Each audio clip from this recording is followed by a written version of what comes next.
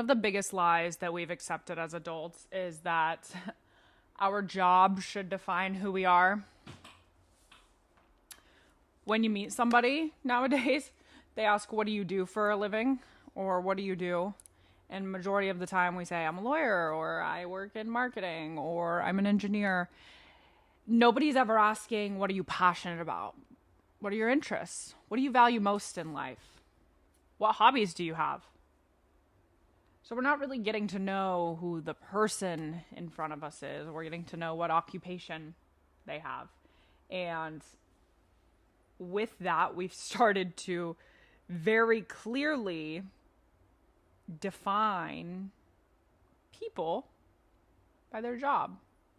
Your worth, your interesting, your interest, whether I want to be around this person. Very quickly, it comes down to the first question. What do you do? Not what makes you happy. Not do you have a family? What's important to you? What are you passionate about? What do you do? My mom has a very important job, and she has been at this job for my whole life. I think she's been there longer than she's been married, probably like 30 years. And what she does is very important. She works for the government. She's an aerospace engineer, so it's a little more life or death than like marketing. But we definitely differ when it comes to how we look at jobs. My mom and I will get into arguments because when I'm home, she'll be working like till the wee hours of the night, and I'm like, "Hey, like, do you love your family or your job?" And this has kind of become a philosophy I have been telling my family consistently lately, but one thing I've been bringing up a lot is your job is a means to your life. It does not define your life. And this is one thing I've really been honing in on with my brother because he wants to move to Florida. Yay. But he has to get a new job. And recently he was interviewing with a company that is known for working their employees to death. And so I've been telling my brother, like, very clearly, like, yes, you will probably get paid more, but you will have zero free time. Work is simply a means to your life. What I mean by that is it funds the things you like to do. It funds the things that you care about, the people that you care about. It gives you food on your table and a roof over your head. It is not meant to be the only thing you do in life. Reason I say that is a lot of the times people are working 80, 90 hours for a company that a week for a company that, quite frankly, doesn't give a shit about them. And in that same vein, if your company doesn't give a shit about you, what happens if you get laid off? What happens if you retire? If you're let go, if you're fired, if you're burnt out? If you identify with your job, if that is who you are, is your occupation, then what happens if something goes wrong? What happens if the company lays you off, fires you? Because I can tell you right now, the company that you're working for doesn't give a shit about you. I was reading this thing the other day that was practically saying that if you died tomorrow, your job would have you replaced on average within a month. Can you imagine identifying like with a company and being like, this is my passion, this is what I put 90, 100 hours a week towards, and when you die, they replace you in a month? That's horrifying for somebody that identifies with their job.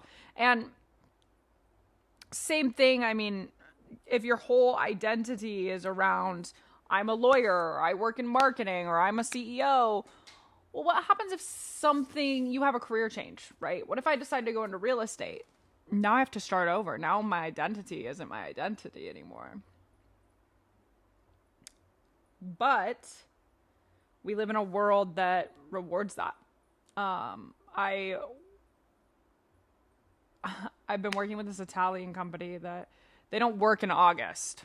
And in America, can you imagine not working in August? Can you imagine just taking a whole 30 or 31 days, I don't know off the top of my head, a whole 30 days that you just don't work? God, it'd be the end of the world here. Literally the end of the world. And that's because our society rewards productivity. When you say, I'm working 80 hours a week, oh my gosh, I've just been slammed this week, I haven't taken a vacation all year. Those are things that are rewarded and are almost seemed as impressive. But quite frankly, they shouldn't be impressive. What should be impressive is if, oh yeah, this week I was able to carve out 2 hours of my time to go out and lay in the sun and hang out with my friend, or walk my dog 3 times a day on long walks, or hang out with my kids. That's what's impressive. When you're able to cut time out of your week working a full-time job to actually take care of the things that you love, the people that you love, that's what becomes impressive. When you are able to have a job that gives you those trade-offs, that is when you're winning, right?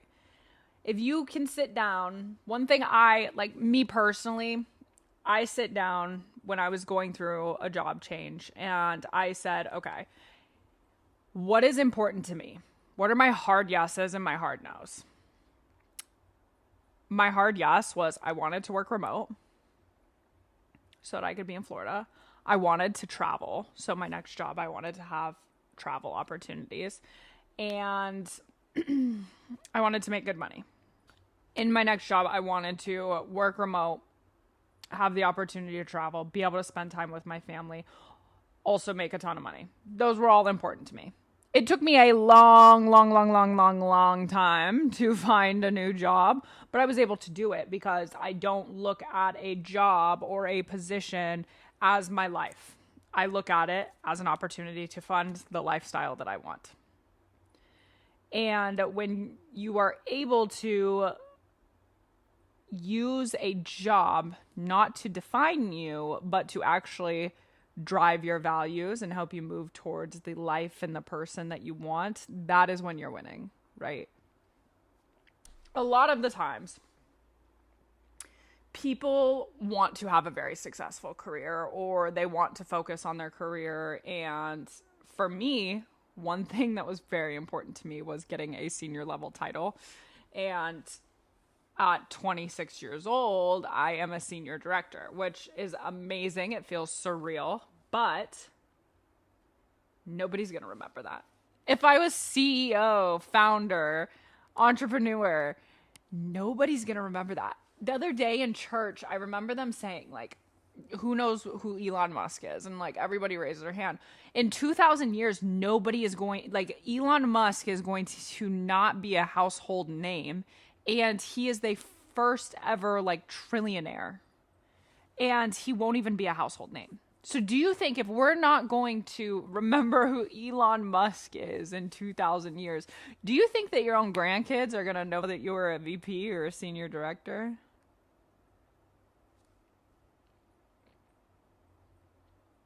No, probably not. They probably will not remember that, and they probably won't care. Do I care what title my mom has at work? Absolutely not. Does my mom care what title I have? Absolutely not. So why are we always looking for a way to justify working more, driving towards our careers, doing this, doing this? To be honest, I would be totally fine with being an individual contributor forever and making a ton of money so that I can do other things with my family, so that I can take time off, so that maybe I can retire by 40 years old. If that's the trade-off to having a VP title, which one matters more? And granted, this does come down to like a person on by person basis where every single person's going to be different, but nobody's going to remember your title 50 years from now, let alone 2,000 years from now. Nobody's going to remember you 50 years from now, let alone 2,000 years from now. So the impact that you make on your life is not defined by your job. At your funeral, people aren't going to say, oh, Ashley was a senior director at 26. They're going to talk about how you made them feel, the memories that you had with them, the time you spent with them, your generosity, your humor, your personality, how you showed up for them.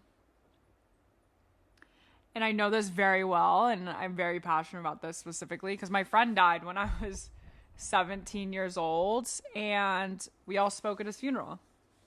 And never once did we say, oh, he got a 3.3 GPA in high school. No, we didn't give a shit about that. We cared about our friend. We didn't say, oh, his parents did this as a job. We didn't care. And when you think about people going to funerals, regardless of the age, that's what they talk about. How did you make them feel?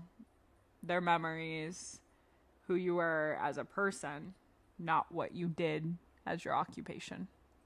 But y'all know me as very ambitious, so I do want to be very clear that I am not being anti-career. I love building. I love working. I love being the youngest in the room. I love being challenged. I love spending the day on my computer saying I'm so slammed and I am incredibly busy. I love doing it. That being said, my career will never be the most interesting thing about me, and I will never let my career come in the way of my hard yeses and my hard no's. My hard no's would include moving somewhere where I don't want to move, going into an office every single day where I'm spending 80 hours a week in office. I may spend 80 hours a week working. Don't get me wrong if I'm answering emails, but I'll answer my emails on my phone from the pool. I will not be in an office for 80 hours a week working. I am incredibly ambitious and I'm always looking to build something. I literally was talking to a friend the other day who recently found out that she was pregnant and doesn't want to work. And even if I had a kid like tomorrow, I still think a week from now I would need to get back to work. And I say that without knowing what it's like to be a mom. So moms don't come for me. But I would get bored. I would be bored doing the same thing over and over again. I am not adverse to change. I love change. I love being challenged. And so ambition can come with a cost if you do not stick to your values. I had a company that interviewed me, going back to the values thing. I had a company that interviewed me that was supporting a cause that I did not support, and I kindly had to turn them down because my values didn't match that company's values. And if I'm doing something that I do not value or does not challenge me or does not align with who I am as a person and my hard yeses and my hard no's, then I will not be doing that. I am ambitious and I will find there are millions of ways in this world to make money. There are millions of ways to become successful, and the best way to do it is not to hate your job. And it's not to hate your family because you're so tired of your job. It is to use your job as a means to your life, not to define your life. It's important to build a life that is bigger than your resume. Travel, volunteer, spend time with family and friends, read, learn, create, design.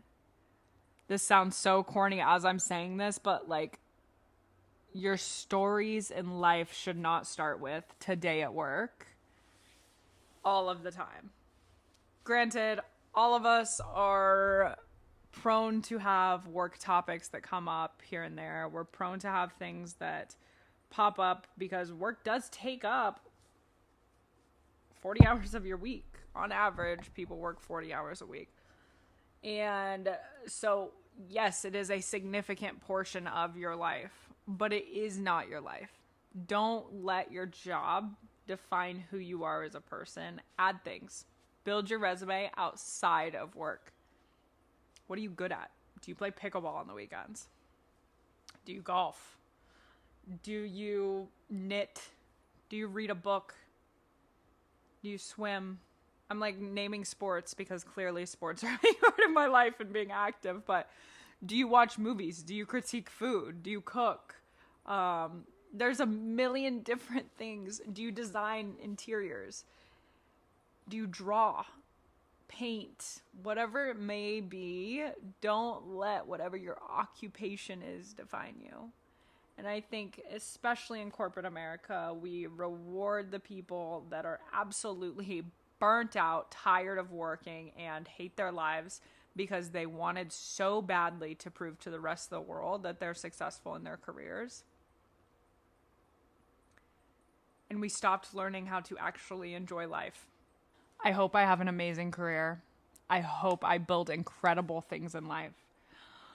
But if somebody was describing me as a person at the end of my life, I would be absolutely devastated if they sat there and described my career or my career accomplishments or my journey from a senior manager to a senior director.